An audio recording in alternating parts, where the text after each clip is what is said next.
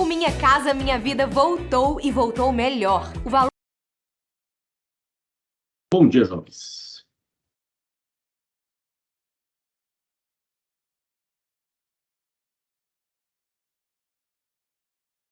Cansados? Prontos para mais uma semana cheia de aventuras?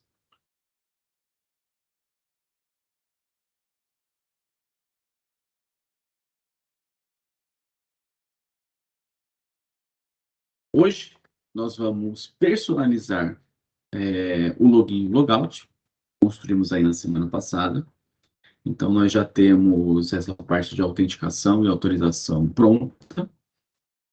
Porém, nós estamos utilizando aqui a configuração default, tanto da página de login quanto da página de logout. O que para a gente é interessante no sentido de a gente entregar um MVP a certa rapidez. Então, a gente já consegue colocar a nossa aplicação no ar já de uma maneira segura com a funcionalidade. Mas se a gente pensar num produto final, né, aí a gente faz sentido que a gente possa dar uma identidade visual para essas duas páginas coerente com a identidade visual da nossa aplicação. Então, nós estamos utilizando lá o Materialize nas páginas internas, então seria interessante que também essas páginas de login e de logout estejam com o Materialize. Então, isso que a gente vai fazer na primeira parte da aula, e na segunda parte nós vamos falar sobre internacionalização, que é a capacidade da nossa aplicação se adaptar à linguagem do usuário, né? Então, para que a gente possa atingir um público mais amplo, não só os falantes da nossa querida língua portuguesa. Então, vamos lá. A primeira parte aqui vai ser a personalização do formulário de login e do formulário de logout. Eu já estou aqui com a minha aplicação rodando, né? Uma aplicação full MVC, então, tanto as views quanto controllers e models estão na mesma aplicação. Aqui nas configurações de segurança, especificamente, nós temos só essas configurações aqui que já fornecem para a gente a parte de autenticação e a parte de autenticação tanto do WAF quanto do formulário de login, elas estão padronizadas, ou melhor, elas estão com as configurações padrões, né? Então, aqui nós não estamos passando um customize para eles, e então está sendo utilizado o default, né? Toda a configuração default. Aqui a primeira coisa que eu vou fazer é tirar esse formulário de login, porque a minha autenticação vai ser só com o WAF. Vou tirar esse formulário de login, deixar apenas o WAF. Vou já ligar aqui para atualizar sozinho o meu login do Lightning Load. Então, ficamos aqui só com o WAF na autenticação. E agora, para a gente configurar, então, né, o WAF ele não vai ser mais como as configurações padrões. Eu vou indicar uma página de login que vai responder por esse fluxo de autenticação. Então, eu vou deixar de receber essa página default do próprio Spring. Então, aqui eu deixo de receber o default. E aqui, como é um customizer, eu poderia fazer uma classe que implementa customizer.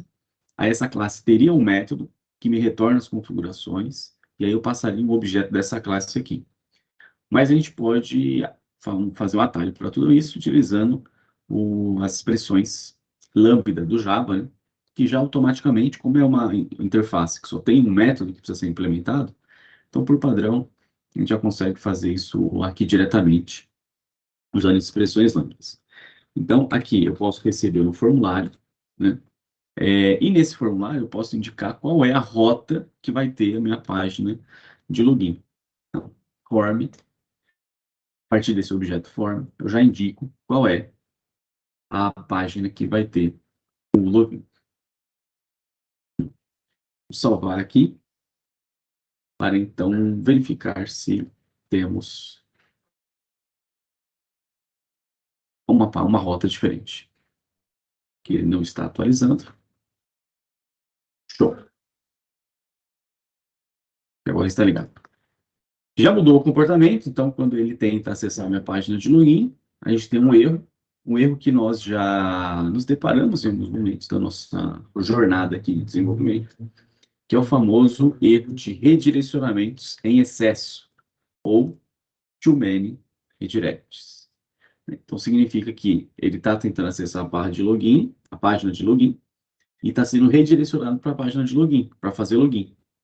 E aí ficamos nesse loop para sempre, né? Porque a página de login ela não está no fluxo de páginas permitidas. A gente poderia liberar a autenticação por aqui, ou utilizar um atalho, né, mais interessante, que é o famoso permit all direto aqui nessa rota do página de login, né? Então, /login fica liberado no fluxo. Vamos verificar este funcionamento.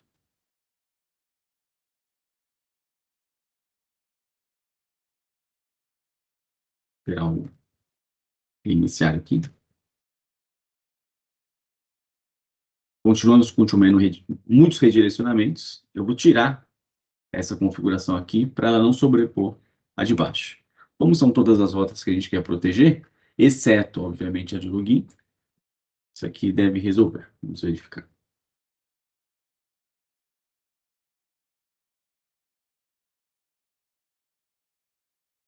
Parece que não. Vamos ver um erro aqui.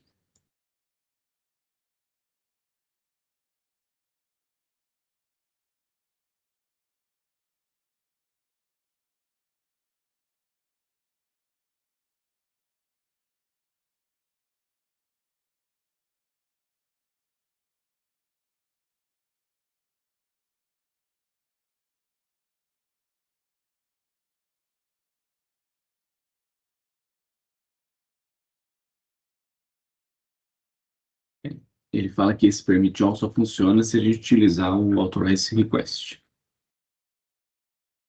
Pelo jeito não está funcionando. A gente gostaria.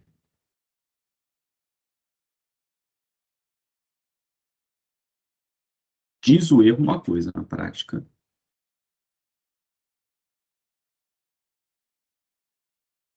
Beleza? Então, se tentar acessar aqui /task, vou fazer o fluxo do acesso completo. Realmente ele está fazendo muitos redirecionamentos. Vamos fazer o seguinte, vou seguir com a criação da página para ver se o problema é esse. E pode ser que ele esteja caindo numa página de erro, aquela white label, né? Mas ele está protegido e aí joga para o login. Então, talvez se a gente tiver a página, ele não vai cair na página de erro e aí vai cair na página de login e aí vai ter o acesso correto. Essa é a minha teoria, uma tese que nós vamos comprovar em breve.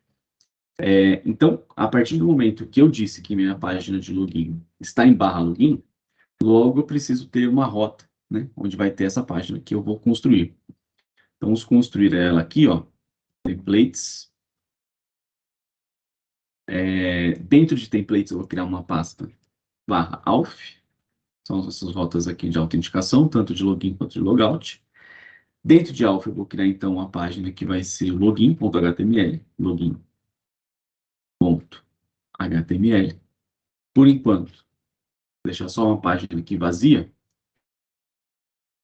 task, vou colocar aqui um H1, task, e um H2, entrar no sistema.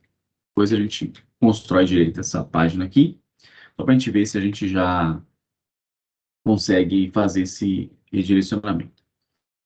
E lá no controller, então preciso criar uma rota de autenticação. Como eu tenho aqui só o meu elemento de task, né, vamos criar agora um novo domínio aqui, que é a parte de autenticação. Dentro do Epic Task, então, eu vou criar uma pasta com o domínio de autenticação. E dentro eu vou criar podia ser um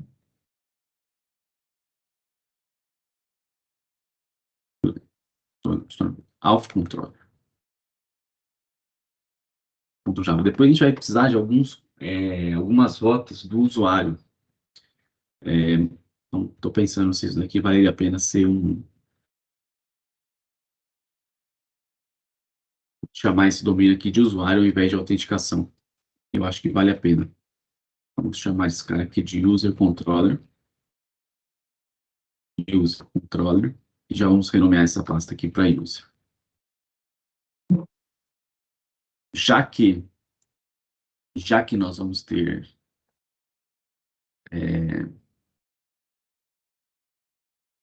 esse domínio, que é a questão do usuário, a pontuação do usuário, vamos ter algumas rotas relacionadas com o usuário, acho que já vale a pena a gente já deixar preparado nesse nível.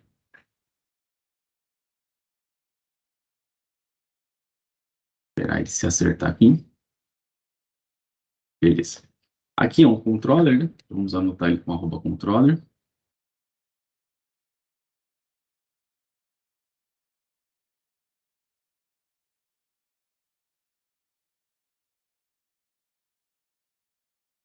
E nós vamos fazer um método aqui só para página de login. Então, vou colocar aqui um get mapping de /login e um public string login page, só retornando /auth /login, né? Então aqui, templates auth login. Essa barra não precisa no começo. Então, com isso, agora a gente deve ter uma rota que renderiza e entrega essa página aqui para a gente.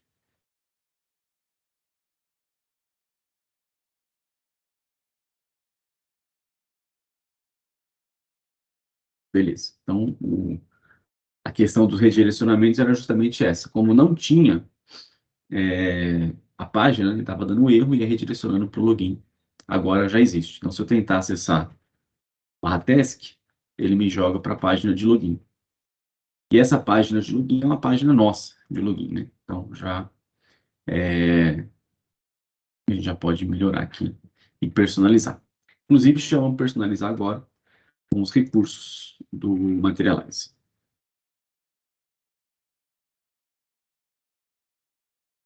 Vou começar, na verdade, copiando esses cabeçalhos e eu prometo, não sei se cumpro, mas eu prometo, que vai ser a última vez que a gente copia isso daqui. Copiar um cabeçalho aqui numa página, copiei no caso do formulário, vou colar aqui, e aqui a gente já deve ter a formatação com o Materialize. Que mais? Vamos centralizar esse conteúdo. Dentro do body, eu vou colocar aqui direto um main, não vai ter barra de navegação, né? Vou colocar nesse main uma classe container, jogar esses conteúdos aqui para dentro.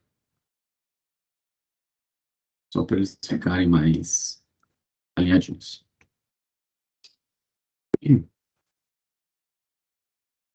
Aqui a gente pode colocar uma descrição, né, ao invés desse H2, colocar um parágrafo.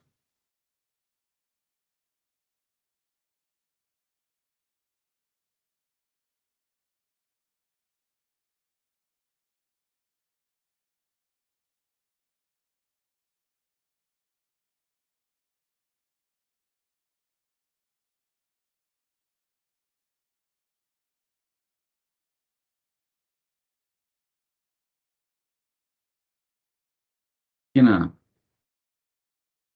descrição aqui para a gente apresentar o nosso sistema.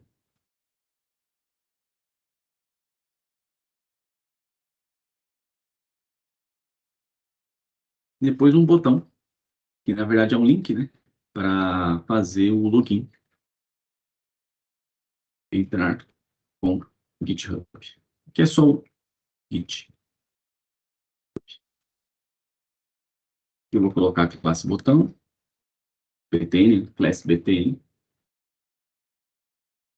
A gente já tem ali um botãozinho. Colocar um ícone para dar essa indicação de entrar. Só ver se existe um ícone de GitHub. E não.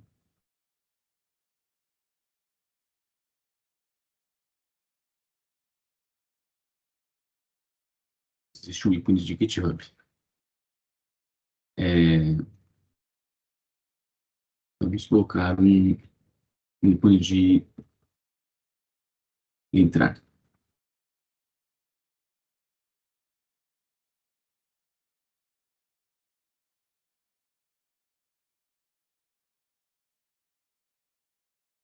Também não tem entrar.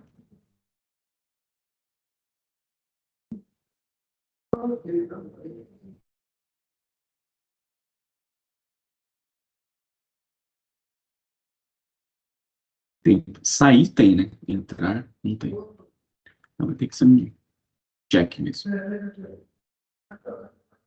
Na falta de melhores, vamos de check. Então, dentro do link aqui, nós vamos colocar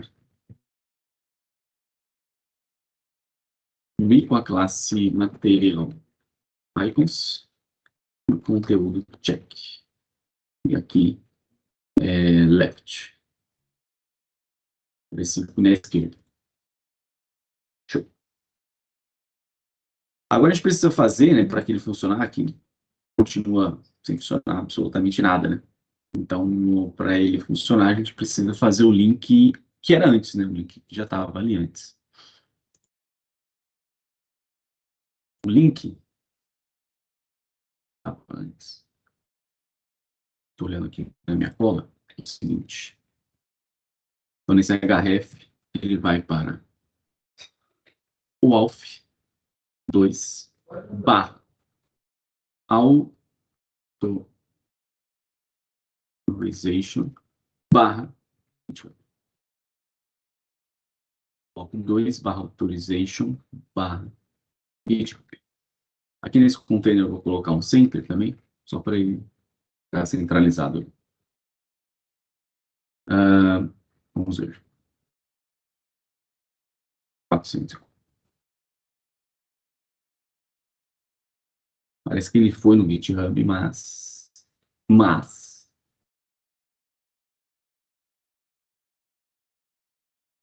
não reconheceu. Sabe por que ele não reconheceu? No meu caso específico, porque eu apaguei aquele app, para vocês não ficarem usando a minha senha. Então, vamos criar ele aqui novamente.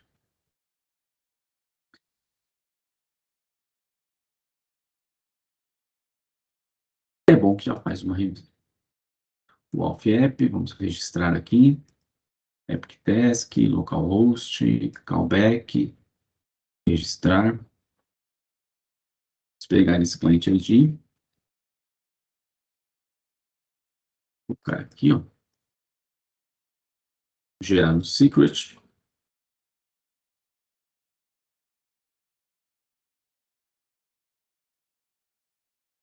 Copiar esse secret. E vamos jogar para cá. Agora, esse link, né, ele já vai carregar essas credenciais para que seja, então, autorizado eu entrar no GitHub. Né? Autorizar o Epic Task. Autorizar. A gente é autorizado. E nós estamos aqui dentro da aplicação, já com o meu usuário. E tudo mais. E o botãozinho de sair. Então, personalizamos a página de login. Tá? Sucesso, um devido sucesso. Para completar, vamos melhorar um pouquinho essa apresentação. Aqui eu vou utilizar do Materialize, o famoso drop-down. Está tudo meio bagunçado ali, muita informação para mostrar, né? Eu quero um drop-down assim, que quando eu clicar na foto aparece quem é que está logado e aparece a opção de sair. Então eu vou copiar esse drop-down aqui. Vou lá no meu index.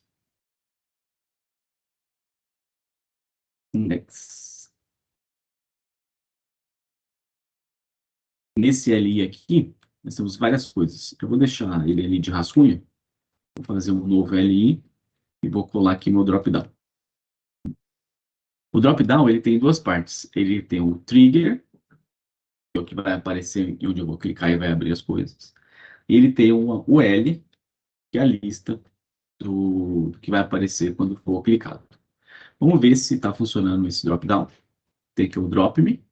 Veja que ele não dropa nada, né? Não dropa nada, porque precisa de um JavaScript e precisa de uma inicialização. Veja, tem que inicializar ele aqui com JavaScript ou com jQuery, né?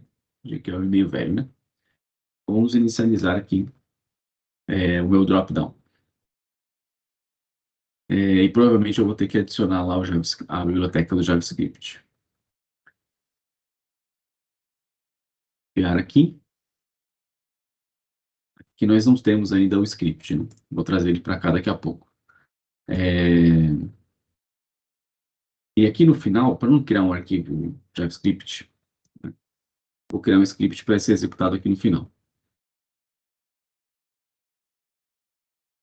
Veja que nesse script, ele podia estar lá em cima, né? Porque ele vai ser executado quando o conteúdo for carregado. Mas ele pega pela classe, né? Então, os elements vão ser inicializados, ó, quem tiver drop-down trigger. E aqui, o nosso trigger tem essa classe, drop-down trigger. Beleza. Isso aqui não vai funcionar, provavelmente. Deixa eu ver. Continua não funcionando, porque eu preciso ter este objeto, né? Esse objeto M aqui, que é o objeto do Materialize, que tem essa função para inicializar. Eu não tenho, porque nessa página aqui nós não adicionamos a dependência do CSS. Já que eu fiz isso no login, né? Eu já adicionei a dependência do CSS no login, JavaScript, né? Eu vou copiar daqui. Então, vou copiar esse script, trazer aqui para o meu index. Então, a primeira coisa é fazer o drop-down funcionar conforme o modelo. Depois a gente adapta aqui a nossa realidade, que é o que não está acontecendo no momento. Vamos ver se tem algum erro aqui no console. Aqui, ó, tem um erro, né? Options não foi definido. Então, aqui, ó, na inicialização, ele passa o elements, todos os drop-downs, e passa uma variável options. São as configurações desse drop-down. Então, ele está dando erro porque esse options não foi definido. Vamos definir, então, esse options. Se não me engano, ele é um array ou é um objeto? Pela dica aqui, é um objeto. Vamos criar com um objeto vazio. E se a gente precisar personalizar, a gente personaliza ele depois.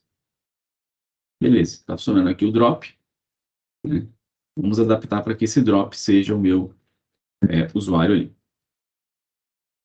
Então, aqui na inicialização, o meu trigger não vai ser mais esse texto, drop me. O meu trigger vai ser essa imagem aqui com o avatar do usuário. Ops. Vou colar aqui dentro e vou tirar essa classe de btn aqui, né? Essa classe btn não é mais um botão, né? O drop trigger é a minha imagem. Então, quando eu clico aqui, ele aparece ali.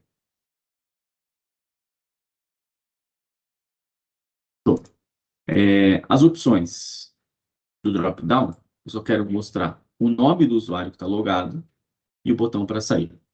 Então, meu primeiro LI aqui vai ser o nome do usuário logado, que vai ser um spam, um username. Salvar aqui. Então, quando eu clico, já aparece ali, João Carlos Lima Silva. Eu vou deixar essa barra, esse divisor, né? Esse divider. E depois aqui eu vou colocar o botão de sair, que é esse href. Copiar ele daqui. E no próximo ali, vou colocar esse link de sair. Deixa eu dar uma formatada legal aqui. Então, ficamos dentro do drop-down. Nome do usuário, um divisor e um botão de logout. Vamos ver como estamos. Mais ou menos. Tem o nome, o divisor, e o logout ficou meio esquisito aqui. Vamos arrumar.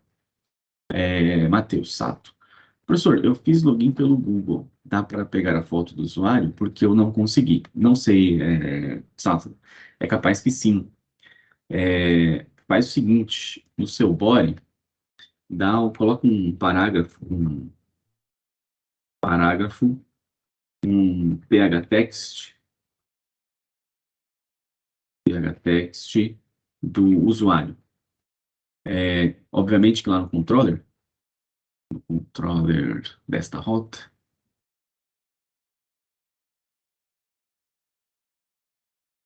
aqui no controller dessa rota, onde nós estamos pegando o usuário, você adiciona o usuário inteiro. E aí você consegue mostrar na tela quais são os campos do usuário. Aqui, para pegar o avatar, é avatar URL. Aí lá você vai ter todos os campos do usuário para você conseguir ver qual é o nome se houver, se tiver, vai estar lá. E aí você vai ver qual que é o nome.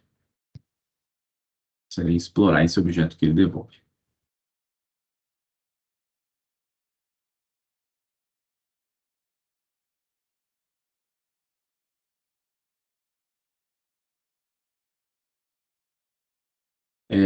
Beleza. Aqui eu vou tirar essa classe BTN. Faz sentido, né? Porque ele já está dentro de um menu, né? Tirar esse title aqui também. Deixar só o href. Colocar o ícone. Vou colocar um texto de sair, né? Acho que faz sentido aqui a gente ter um texto de sair. Vamos ver. Beleza. Então tem aqui, quando eu clico, eu vejo quem é o usuário que está logado. Tem um botãozinho de sair. Tá meio esquisito, né? Bem esquisito ali. Vamos ver na documentação que a gente pode mudar de parâmetros para melhorar essa visualização. Então aqui nós temos a rede de objetos Optimus, né? Então nós temos aqui o alinhamento, por padrão é à esquerda, né? Beleza. Que mais? Constraint width, que eu acho que deve ser para manter a largura, o que está meio ruim para a gente, porque ele acaba quebrando em muitas linhas, né? Então, talvez com essa propriedade falso, ele mude esse comportamento. Vamos aqui nos options, colocar isso daqui como falso. Vamos ver se isso aqui melhora o nosso resultado. Beleza. Então, ele não força que o drop tenha a mesma largura do botão. Então, como o nosso botão é só uma fotinho de avatar, né, ele tenta manter essa largura padrão ali. Agora, eu não quero isso, eu já consegui mostrar aqui meu nome certinho. Que mais? Essa propriedade também, ó, cover trigger. Quando a gente clica, né, ele cobre o trigger, que é justamente cobrir o trigger, que por padrão é verdadeiro, vou colocar falso. Então tem algumas possibilidades da gente personalizar, né, o resultado aqui, né? Então veja, ele já aparece embaixo. Bem melhor, a gente vai melhorando aqui os nossos efeitos. Acho que tá bom, né? Depois tem a coisa de animações e tal. Tá de bom tamanho. Vamos voltar aqui no nosso código para tirar aquele rascunho que eu deixei só para copiar. Então, esse CLI aqui, ó, não preciso mais. Eu fico só com esse CLI aqui, que é o meu drop-down.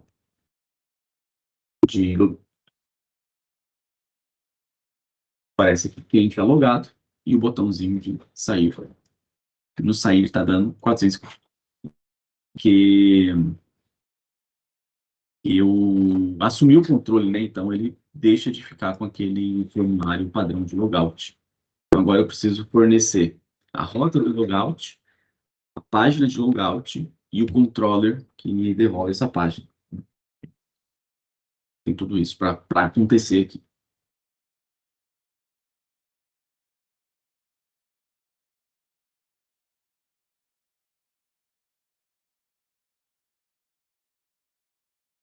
Vamos começar na configuração dizendo qual é essa rota quando ele quiser fazer o logout. Então, lá no nosso security config, agora eu vou vir aqui com ponto logout, vou fazer a configuração do logout, ponto logout, e aqui a gente recebe um objeto, mesmo esquema, né? Para não seguir aqui um padrão, eu recebo um objeto que eu vou chamar aqui de logout, e eu vou definir tanto qual é a URL do logout, quanto para onde ele vai no caso do sucesso. Então, ao fazer logout, ele volta para a tela de login, né, com a mensagenzinha de sucesso.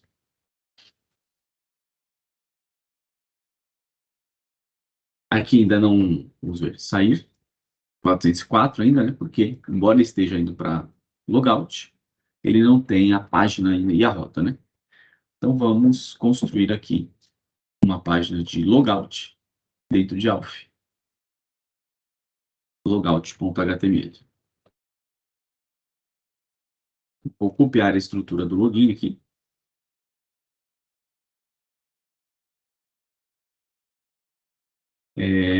Trocando aqui esse parágrafo para tens certeza que deseja sair do sistema. Vamos ter dois links agora, né? Vou fazer uma div aqui, só para a gente ter, depois tentar colocar eles lado a lado, né? Uma div vai ser um check, e o texto vai ser sair do sistema. E o outro link vai ser voltar para o sistema. Eu vou colocar aqui um left.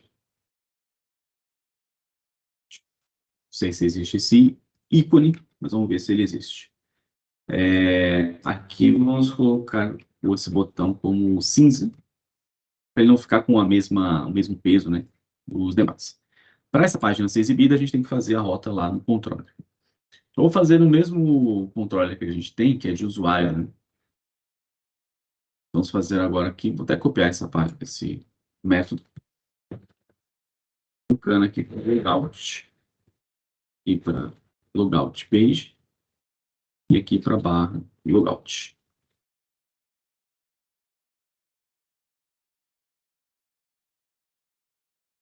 Aí nós temos aqui nossa confirmação. Tem certeza que deseja ser sistema? Sair e voltar. Aqui o ícone não existiu, né? Dar uma olhada no ícones, como que chama? O ícone de seta para voltar.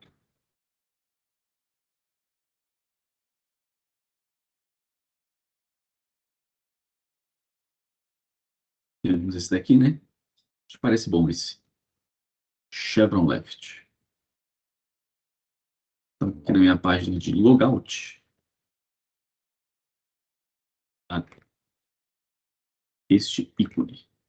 Aqui o href desse cara, eles vão voltar para a barra task. Seria a página principal ali interna do meu sistema.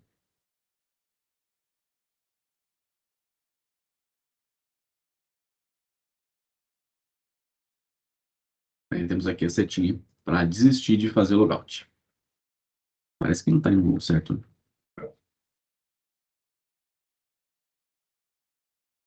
A task.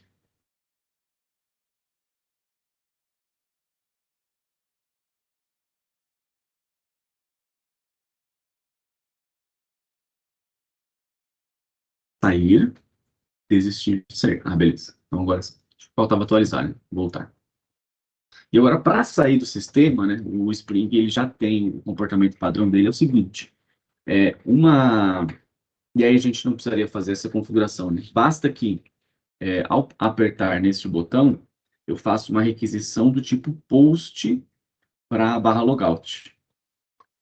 Então, como é uma ação destrutiva, né, no sentido de que vai encerrar a sessão do usuário, destruir os dados que a gente tem por lá, então é só fazer uma requisição do tipo post para barra logout.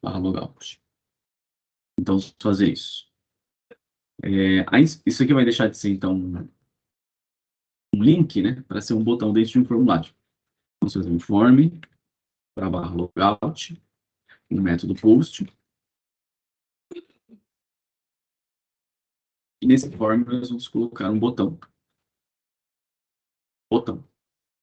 Esse conteúdo aqui, que é o ícone e o texto, slides.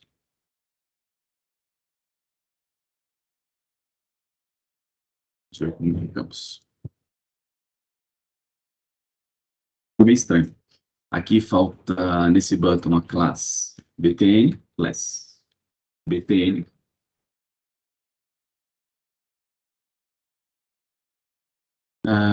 E aqui eu não sei se eu consigo colocar um do lado do outro. Precisaria ver na documentação. Daqui a pouco a gente vê. Sair do sistema. Aqui a gente tem, então, estou tentando fazer essa requisição do tipo post para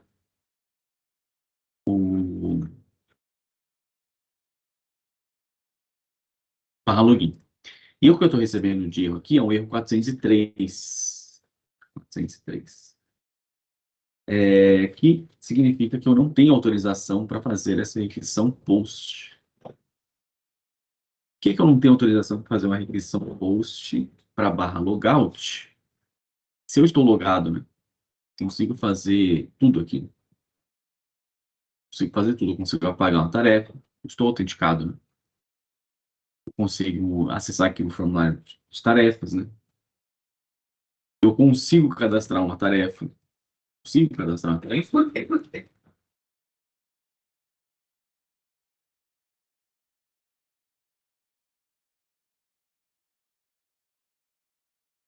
Eu não consigo cadastrar uma tarefa.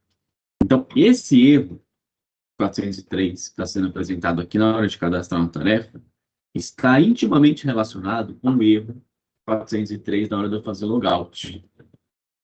Mas a gente estava funcionando. A gente conseguia cadastrar as tarefas, estava tudo certo. Por que agora não está funcionando? 403 é falta de autorização. Que está relacionado com segurança. Parte de autorização, né? Então, está dizendo que eu não tenho autorização para fazer requisições do tipo post. Você se lembra bem, né? No projeto anterior, nós tratamos desse assunto, né? Nós tratamos do assunto e a causa desse problema que nós estamos vendo. Em determinado momento da nossa API, nós falamos que o Spring Security ele tem já um recurso que protege a nossa aplicação de um determinado tipo de ataque muito conhecido e, portanto, com soluções já bem estabelecidas, que é o ataque de CSRF.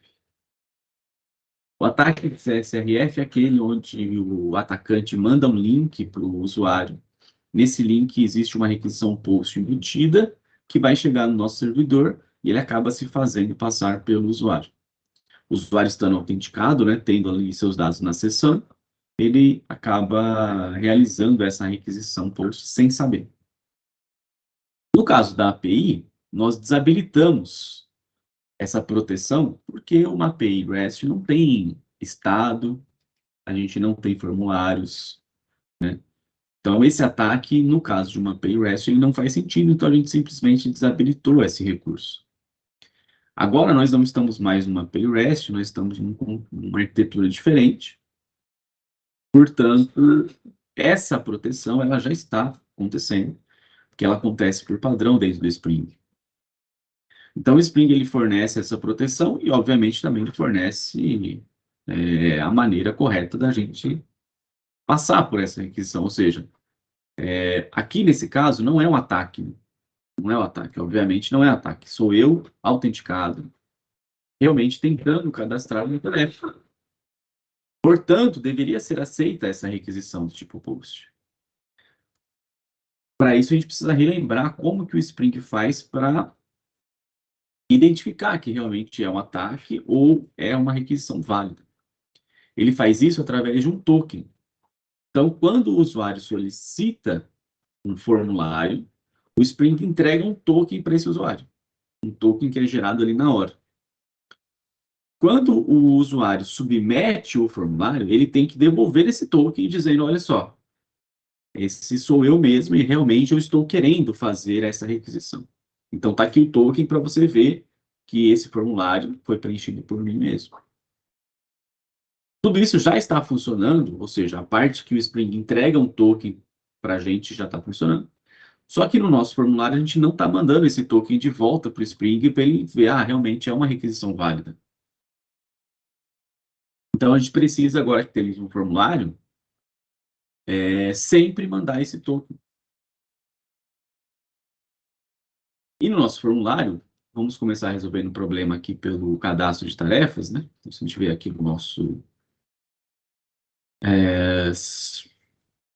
nos nossos Resource Tasks Form, né? Nós temos aqui um formulário.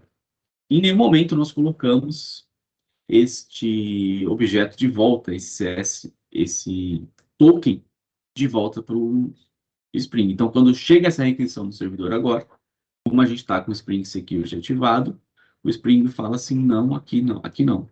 Aqui não será possível fazer isso. Então, a gente precisa colocar.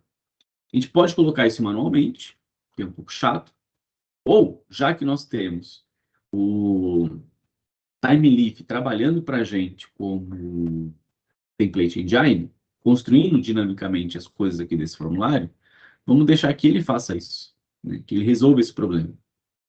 Do jeito que nós construímos o formulário aqui, se ele tivesse seguido corretamente a documentação do TimeLeaf, esse problema nem apareceria no nosso radar, ele nem aconteceria. Mas eu fiz questão de fazer do jeito errado para ele aparecer, porque às vezes a gente pode se deparar com ele, né? E é importante que a gente entenda o que está acontecendo aqui por debaixo dos panos. Então, no formulário, quando você determina manualmente o action, né, isso aqui está sendo feito no nível do HTML mesmo, né, o TimeLeaf não está tomando conhecimento desse formulário.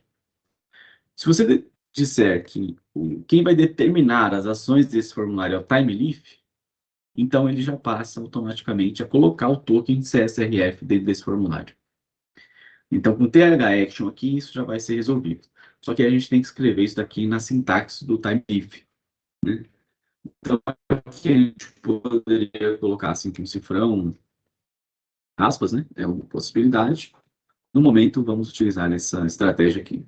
Passar um expression language aqui, dizendo que o TH-action é /task, né? E aí, isso daqui já vai mudar a formação deste formulário. Para a gente ter certeza, né, a gente pode vir aqui no DevTools e dar uma olhada no código gerado agora.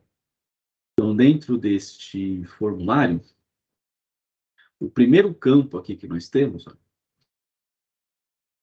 primeiro campo dentro do formulário é input do tipo hidden, ou seja, ele não vai ser exibido na tela, né, mas ele está no formulário. O nome desse campo é underline CSRF, que é o nome que o Spring espera quando chegar a resposta lá no servidor. E o valor dele é o nosso token, que foi gerado pelo Spring, para garantir que isso aqui não é um ataque de CSRF. Então, se eu apertar o botão salvar agora, o formulário ele é submetido, é validado e é retornado. E a cada requisição que eu faço, né, é um token diferente. E o próprio Spring, ou o próprio TimeLeaf, está escrevendo esse token aqui para a gente. Então, essa é a maneira correta da gente construir, né, formulários para que a gente tenha o gerenciamento adequado da parte de segurança e da proteção de CSRF, né? Então, se alguém mandar um link para um usuário que está logado no nosso sistema, ele não vai ter, dentro desse link, o valor desse token. E, portanto, essa requisição não vai ser aceita. Esse é o problema, essa é a solução. Resolvendo aqui, nessa parte, vou voltar aqui para as tarefas, fazer logout, e vamos resolver agora para o nosso formulário de logout. Mesmo problema, mesma solução. Então, aqui no nosso form, nós vamos colocar th, action, sendo /logout, o endereço da minha ação. Vamos agora apertar aqui no botão sair, e aí nós tínhamos jogados para fora da aplicação. Se eu tentar, então, acessar aqui o /task, não posso, porque não estou mais logado, né? A minha sessão lá no servidor já se encerrou. Se eu entrar novamente, como eu já autorizei a primeira vez, com um clique, eu já logo novamente na minha aplicação.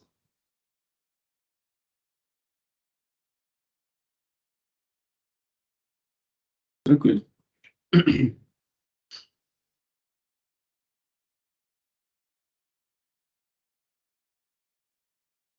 Bom, a missão personalizar página de login e página de logout foi cumprida com sucesso. Obviamente, a gente pode melhorar todo aquele visual, né? Fazer uma página bonita mesmo. Mas aí não há novidades. Próxima questão que a gente vai resolver hoje é a parte da internacionalização. Para que essa aplicação funcione, atendendo, né, a diversos públicos, e obviamente de maneira automática, então, se eu quiser vender para várias equipes essa minha aplicação, de repente eu posso ter uma equipe que tem pessoa trabalhando na Índia, na Finlândia, em Portugal, México, Canadá, a Oceania, então vários lugares, várias pessoas, e gostaria que essa minha aplicação tivesse essa capacidade de atender diversas linguagens. Então, essas mensagens, né, que nós chamamos aqui, tarefas pendentes, o texto vai estar no banco de dados, não tem como traduzir, né? Porque se estiver cadastrado no banco, vai estar, é do banco mesmo, não tem jeito. Mas tarefas pendentes, assim, não tem jeito, talvez seja muito determinístico da minha parte, né? Podemos usar uma API para traduzir, mas não é o foco aqui. Tarefas pendentes, concluídas. Quando eu apago aqui, aparece tarefa apagada com sucesso. Quando eu erro aqui, aparece obrigatório, 10 caracteres. Ou seja, todas essas mensagens que estão espalhadas pelo meu código-fonte, primeiro, não deveriam estar espalhadas pelo meu código-fonte. Elas deveriam estar no arquivo de mensagens, porque no pior dos casos, eu poderia pegar esse arquivo, se eu quiser fazer uma outra versão desse software, numa outra linguagem, eu faço uma cópia desse arquivo, traduzo, ou eu peço para alguém que seja nativo naquela linguagem, traduzir esse arquivo de texto, e aí eu coloco esse arquivo, eu consigo uma nova versão do meu software com uma outra linguagem. A pessoa que vai traduzir, ela não vai mexer no código-fonte da aplicação. Ela vai mexer no arquivo de texto, onde tem essas propriedades que eu vou buscando. E aí vou mostrando. Então, seria uma tradução manual da coisa. Uma tradução automática, eu teria vários arquivos com várias mensagens, e a minha própria aplicação olha qual que é a linguagem do usuário e devolve o arquivo correto. Então, no primeiro momento, primeiro eu preciso tirar essas mensagens de dentro do meu código-fonte e colocar no arquivo de texto. Esse arquivo de texto, existe uma convenção, deixa eu só fazer um commit aqui, que a gente encerrou uma parte, né?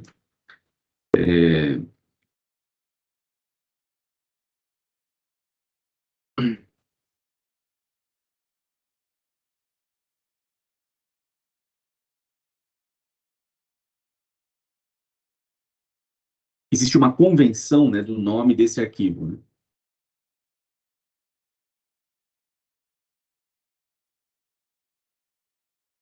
Então, a ideia aqui é que dentro de resources, que é o mesmo local onde nós temos o nosso application property, o nosso data.sql, a gente cria esse arquivo de mensagens. E esse arquivo de mensagens, o nome dele também existe uma convenção, que é que ele deve chamar message.properties. Messages.properties. Então, dentro de resources, nós vamos criar esse arquivo chamado messages, plural, .properties, também no plural. Né? Então, é aqui onde nós devemos colocar, então, as mensagens da nossa aplicação. Vamos começar, né? Traduzindo algumas coisas aqui da nossa página inicial. Pendentes, concluídas e usuários. Vamos colocar esses textos aqui. E aí, é um arquivo de propriedade, né? Então, a gente vai colocar o nome da propriedade e o seu valor, né?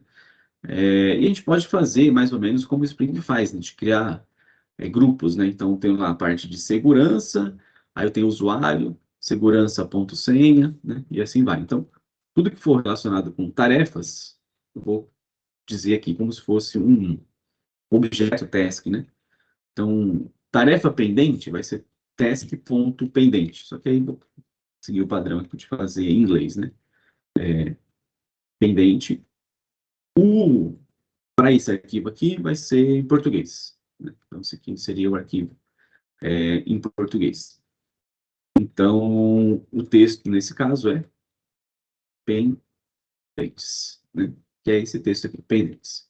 Depois nós vamos ter task.done, que seria concluídas. Depois nós vamos ter usuários, aí já é outro grupo, né? Users, o texto vai ser usuários, e por aí vai. Vamos deixar por enquanto só isso daqui, e eu acho que a ideia, o resto é só preencher o arquivo com as outras partes, né? Então, vamos pegar esses textos no nosso próprio TimeLeaf, né? Pedir para o TimeLeaf trazer esses textos aqui do arquivo. Lá no nosso templates, task index, aqui nós temos, então, esse texto pendentes. Esse texto pendentes tem que vir lá no meu arquivo de mensagens, né? Para preencher dinamicamente aqui o conteúdo de um elemento, a gente sabe que a gente usa lá o th text, né? Th text. E aí, para a gente pegar esse arquivo, ou essa variável, né, do arquivo de mensagens, a sintaxe é jogo da velha, chaves. Nós já vimos o cifrão para pegar o objeto, já vimos o asterisco para pegar um atributo de um objeto, e estamos vendo agora o jogo da velha, que é para pegar mensagens. Tá? E essa mensagem pode estar em diversos lugares. Um dos lugares onde essa mensagem vai estar é no arquivo de mensagens, né? E aqui eu vou colocar o nome que eu estou dando aqui, por exemplo, task.pending. Então, o texto que vai entrar aqui é o texto que está lá. Eu vou até apagar isso daqui para a gente ter certeza de que realmente essa informação está vindo do meu arquivo de mensagens. Vou fazer a mesma coisa aqui para concluídas, copiar essa propriedade aqui. Dentro desse href de concluídas, task.done. E aqui de usuários, users. Então, agora quem vai traduzir, né, não precisa vir aqui no HTML e correr o risco de cometer algum erro, né? Quem vai traduzir vai trabalhar só com esse arquivo. Você pode mandar esse arquivo para um tradutor, ele vai lá, traduz para a linguagem-alvo do seu sistema, né? Vamos ver se está funcionando aqui. Parece que não.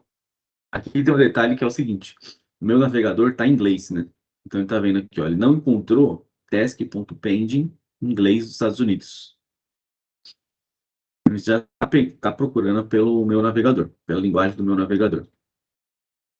O que a gente pode fazer...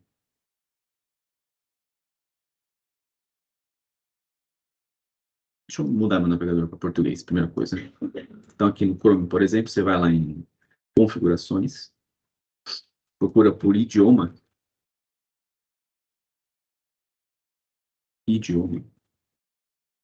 Aí eu tenho aqui inglês como primeiro idioma e português como segundo idioma, né? Aqui eu posso mover para a parte superior. Então, primeiro ele vai tentar em português, depois em inglês.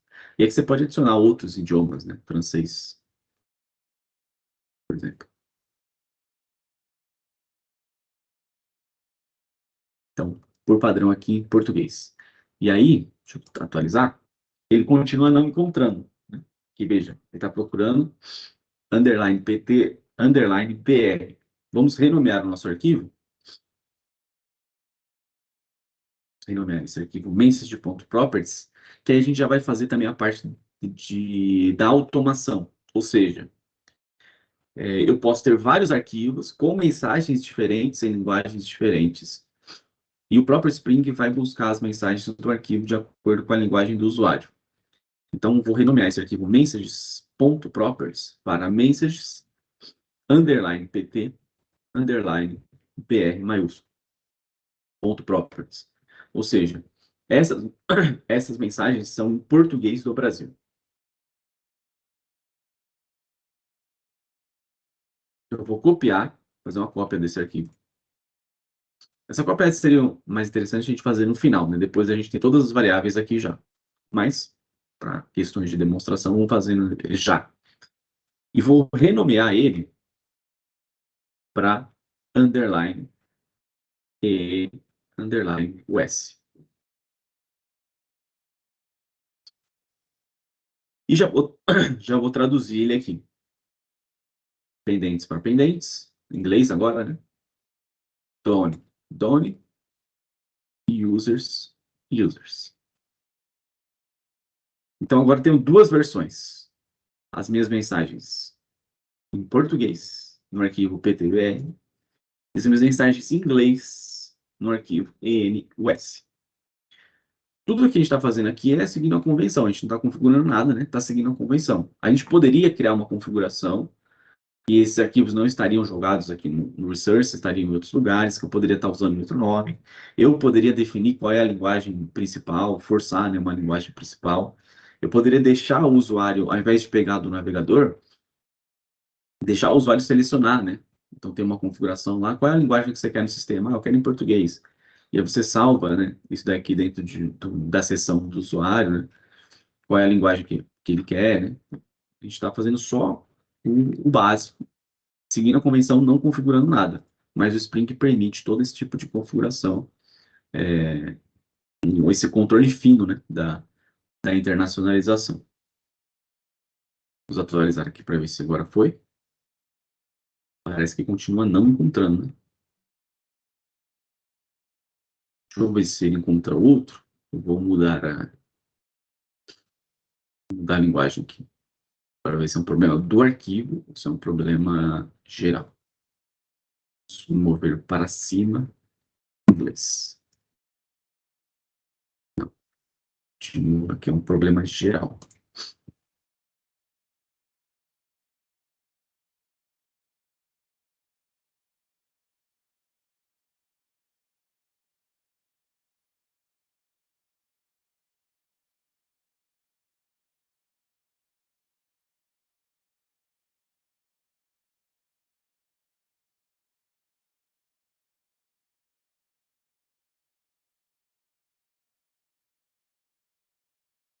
Vou reiniciar aqui o servidor, porque aparentemente está tudo certo.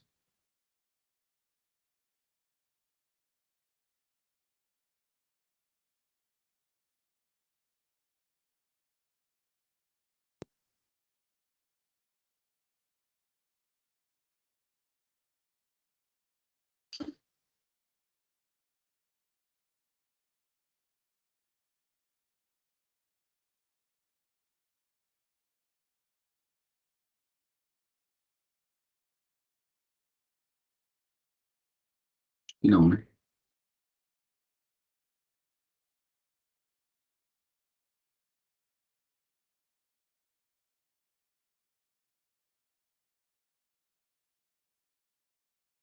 Então é muito bom quando funciona.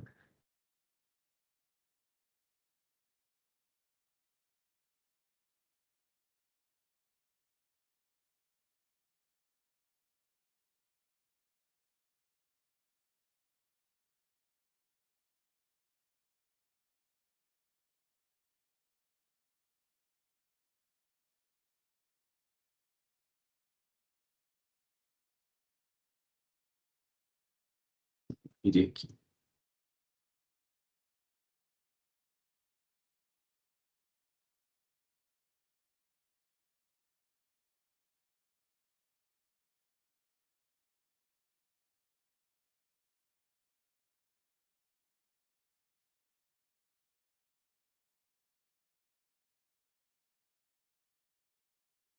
Aparentemente tudo correto, né? Mas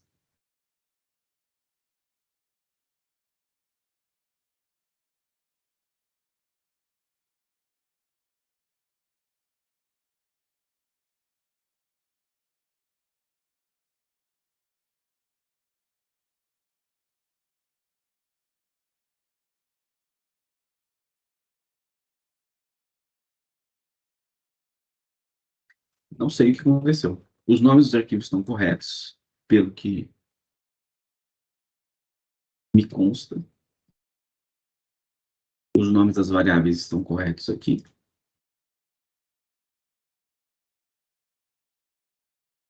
Vamos analisar. Vamos ir em frente para ver se é um problema geral ou se é só aqui do TimeLeaf. Porque tem outras mensagens que a gente precisa traduzir. Por exemplo, essas mensagens de sucesso, né? Então, tarefa pagada com sucesso, tarefa não encontrada. Essas mensagens, elas não estão no HTML, né? Eles estão no controller, então o processo é diferente. Vamos ver se a gente consegue pegar esses arquivos de mensagens aqui do controller, aí a gente vê se o problema é o nome do arquivo ou se o problema é o TimeLeaf, né? Então, verifiquemos. Para mostrar ou para ter acesso aos objetos do arquivo de mensagens, o Spring fornece para a gente um objeto que é chamado de Message Source, que eu vou injetar aqui, esse Message Source, que é do Spring Framework Context, né? Eu vou chamar aqui de Message. Com esse objeto, né, eu posso ter acesso aos arquivos de mensagem. Basta eu passar o código, né, o código que a gente definiu aqui, e qual é a linguagem, né? Então, nesse código, eu quero em qual arquivo de linguagem. E aí ele vai me devolver uma string com essa mensagem. Então, vamos criar aqui essas mensagens aqui para tarefa pagada com sucesso, tarefa não encontrada e tarefa cadastrada com sucesso. Vamos fazer nos dois arquivos. Por isso que é bom a gente duplicar depois, né? Então, vou deixar aqui pela ordem, né? Task, delete, success. Aqui nós estamos em português, tarefa apagada com sucesso. Apagada com sucesso. Depois, task not found. Tarefa não encontrada. Depois nós temos o sucesso ao cadastrar a tarefa. Task created success. Vou colocar aqui tarefa cadastrada com sucesso. Então, pelo que eu vi aqui no meu controller, por enquanto são essas 3 mensagens que nós temos relacionadas com o CRUD da tarefa. Eu vou copiar aqui, salvar esse arquivo e vou colar aqui no arquivo de inglês. E aí eu vou traduzir essas mensagens aqui para o caso de inglês.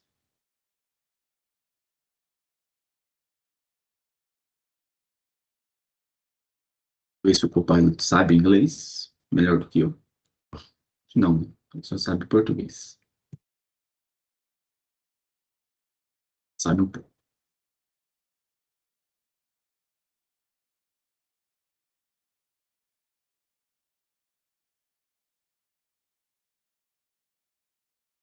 Show. Temos, então, as mensagens. Agora aqui, a gente tem o código das mensagens que a gente quer obter. Nessas strings aqui, nós podemos pedir para o nosso message.getMessage. GetMessage. Primeiro atributo aqui do getMessage.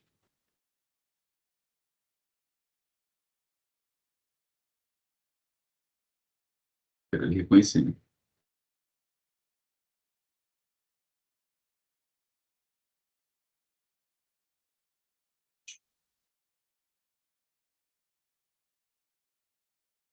Então, o getMessage tem 3 sobrecargas, né? Nós vamos nessa segunda sobrecarga aqui, que ele passa o código, os argumentos e o bloqueio, né?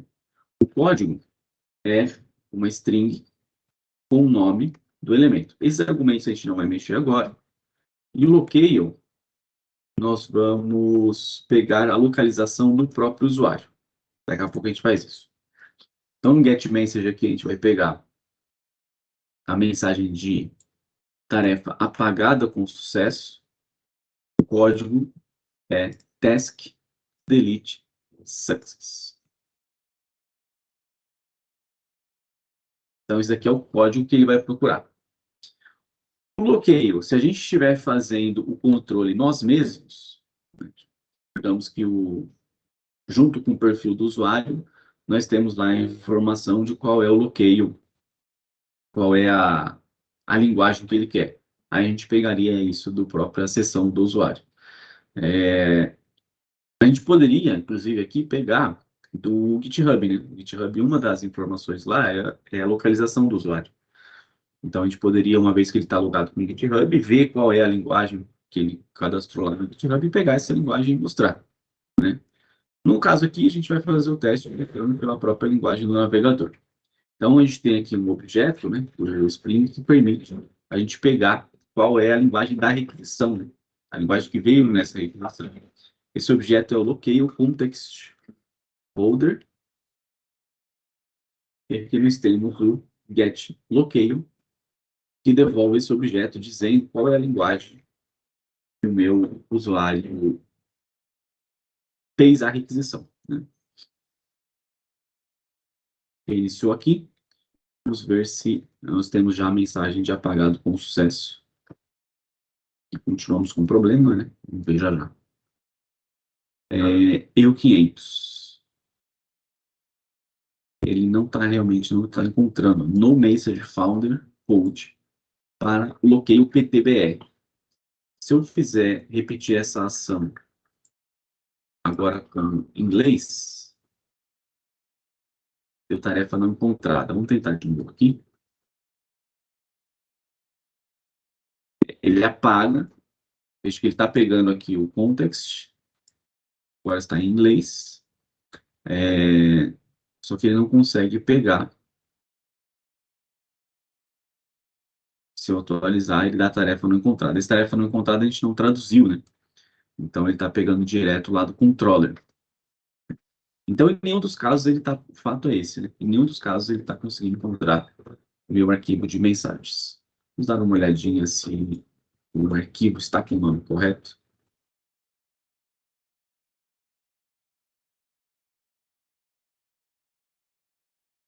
Vou chamar aqui 3, Spring Boot 3, para a gente ter certeza. Dar um Ctrl F aqui no nosso arquivo de properties, para ver se ele fala de fato messages. Messages é o nome do arquivo.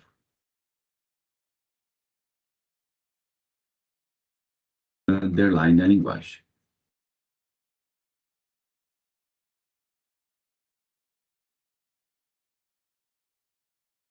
Dentro de Main Resources Folder. Estou no local correto?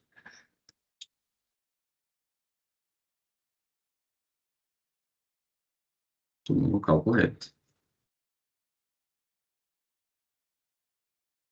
Não consegui encontrar o problema.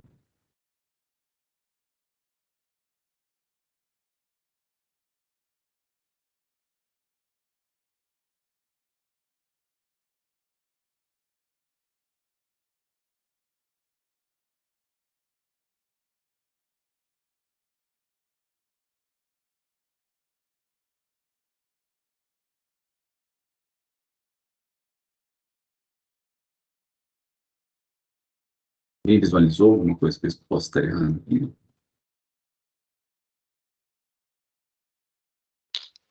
Talvez o nome do arquivo, professor. Então, É messages no plural mesmo? pelo aqui que eu vi, é message no plural mesmo.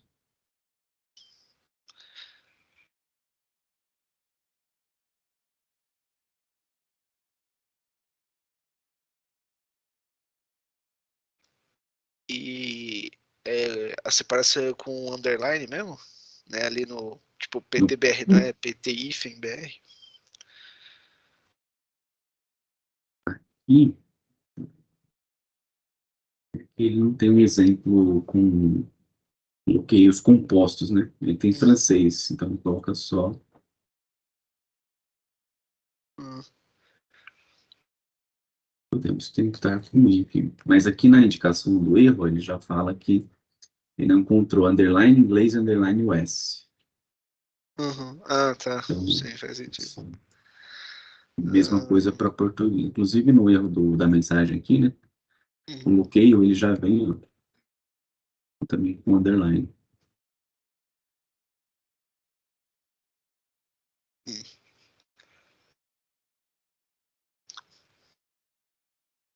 Então, isso aí sem opções, né?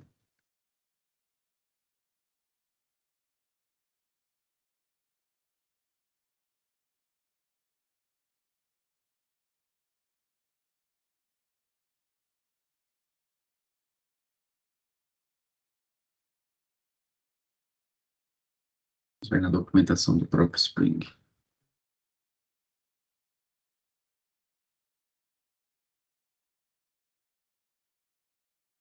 Isso daqui está na versão um pouco velha.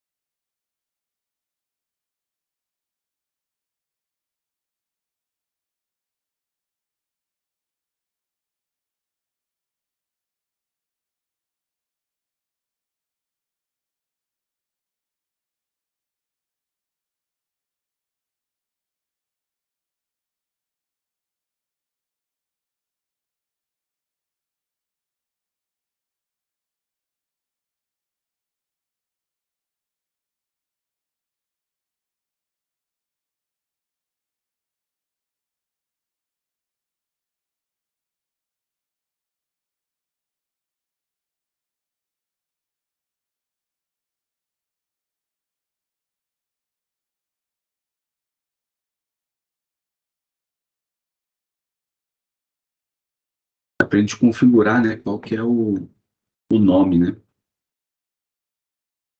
Mas não deveria ser necessário, né? Vamos ver aqui, internacionalização.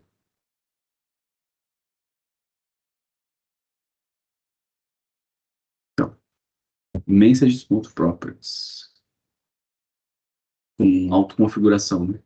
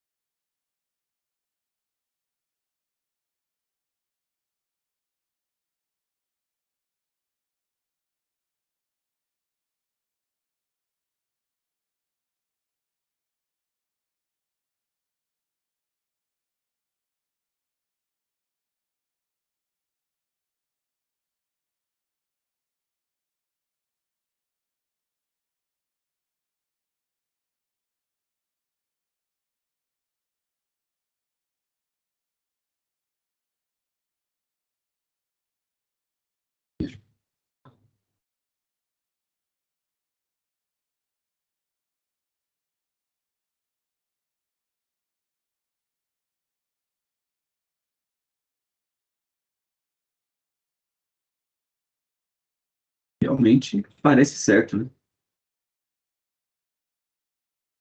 Só não funciona.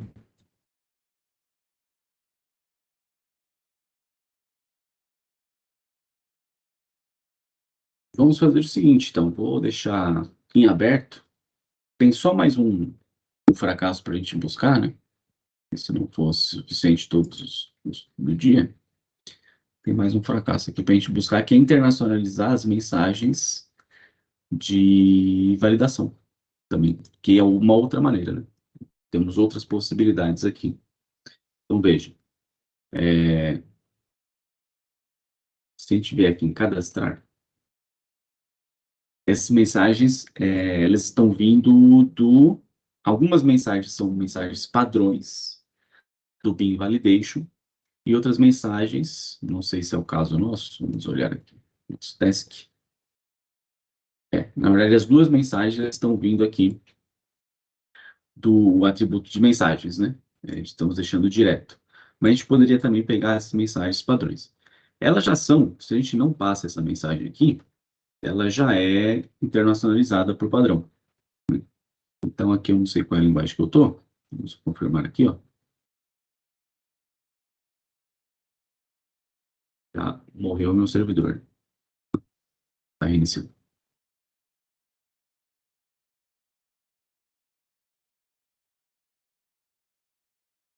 como eu estou em inglês, veja, por padrão ela já é internacionalizada, as mensagens do Beam Validation. Só que se a gente escreve, né, ou determina qual é a mensagem, então aí ele vai, não tem mais essa possibilidade de internacionalizar o recurso. Então a gente pode usar a mesma estratégia aqui, de definir mensagens de validação. Só que essas mensagens de validação, elas não vão, por padrão, não vai ser procurada no mesmo arquivo, né? Tem um arquivo diferente para procurar essas mensagens. E aqui a gente vai usar o mesmo esquema, a gente coloca um código, né, para essa mensagem. Então aqui, vamos chamar essa mensagem de task description.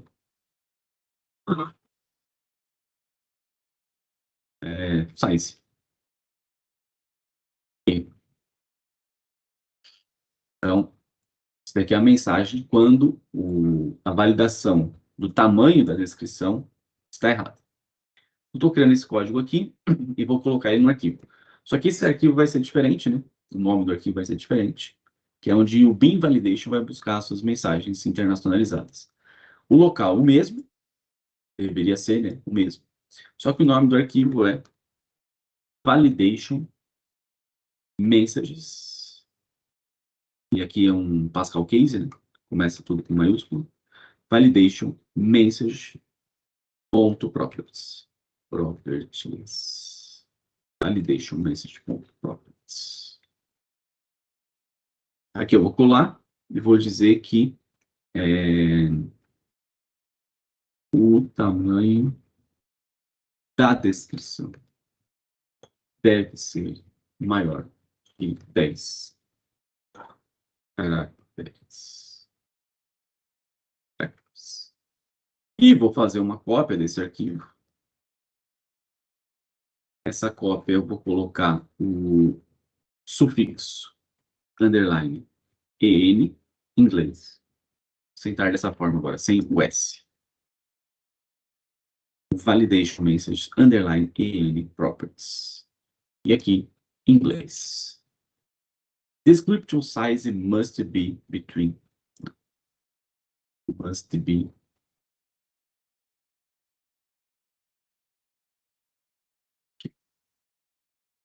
Não sei. Pessoal mais poliglota aí. Então, essa.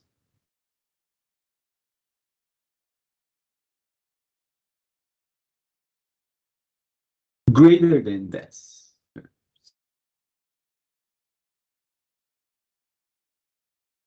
Então, no arquivo de inglês, vamos colocar no local correto. No arquivo de inglês, a mensagem em inglês. Para não aparecer aquela mensagem, tem que ser entre 1 e 2 bilhões, né? Então, essa é a proposta. Vamos ver se desse jeito funciona. Já funcionou. Então, estou fazendo a requisição em inglês. Tenho a minha mensagem personalizada em inglês. Vou trocar aqui para português. Como prioritário. Vou enviar novamente. E eu tenho minhas mensagens traduzidas. O que nos leva, né? O que nos leva a crer que pode ser que aqui a gente possa colocar só em inglês. Bem que o fluxo aqui é do Spring e aqui é do Beam Validation. Um pouco diferente. Vamos voltar aqui, ó. Vou colocar inglês como prioritário. Não.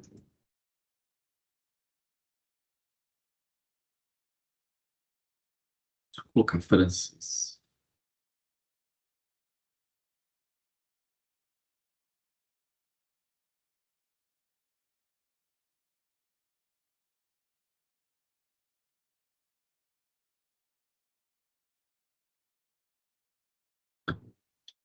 Não é. É uma questão desse arquivo mesmo. Vou deixar em português. Uma questão desse arquivo mesmo, porque ele não está sendo localizado. Vou analisar, vou verificar e trago informações para vocês no futuro próximo. Mas a gente provou aqui um ponto, né? que a tradução única delas que funcionou foi da validação, né? Algo deve estar problemático aqui nesses arquivos. Verificaremos. Certo, jovens? Estamos acabando o nosso semestre, né? Vem aí Global Solution. Nós temos essa atividade de internacionalização para dia 23. Depois, nós temos a próxima atividade para o dia 30. E no dia 6, a entrega final do projeto.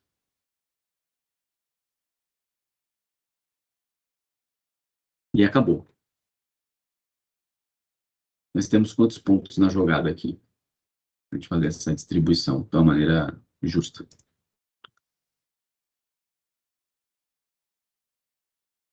Ruby já acabou, né? Então, essa aqui é a última atividade de Ruby. Esmeralda já acabou. Então, esse é o último questionário. Só vamos ter agora atividades de diamante. Portanto, a partir do dia 23, também conhecido como semana que vem, e do dia 20, também conhecido como sexta-feira, eu já vou começar a pegar essas duas pontuações de Ruby e de Esmeralda, e já vou lançar no portal lá os checkpoints. Então, vocês já vão começando a ter uma ideia lá de como está a nota de vocês já no portal. Vai acompanhando o lançamento no portal, para que a gente não tenha nenhum problema. Que dê tempo de corrigir antes da Global Solution, certo? E aí, qualquer problema, vocês vão me notificando, para a gente ajustar as coisas. Então, ficamos por 3 aulas aqui para esse fechamento. Combinado? Fechamos? Sim. Ah, professor, só deixa eu tirar a dúvida aqui de novo. Você falou que, eu não prestei atenção na hora que você falou, a respeito dos diamantes. Você falou que vai ter atividade diamante ainda? Só diamante, só diamante. Mesmo já tendo 100? Já? A gente já somou 100, não somou? Isso, o diamante é 150. Ah, tá, 150. Ah, tá. Entendi. Então é o único que está pendente ali ainda. Beleza. Tudo bom, jovens. Qualquer coisa estarei por aqui. Grande abraço e boa semana para nós. Você também, pessoal, falou. Valeu.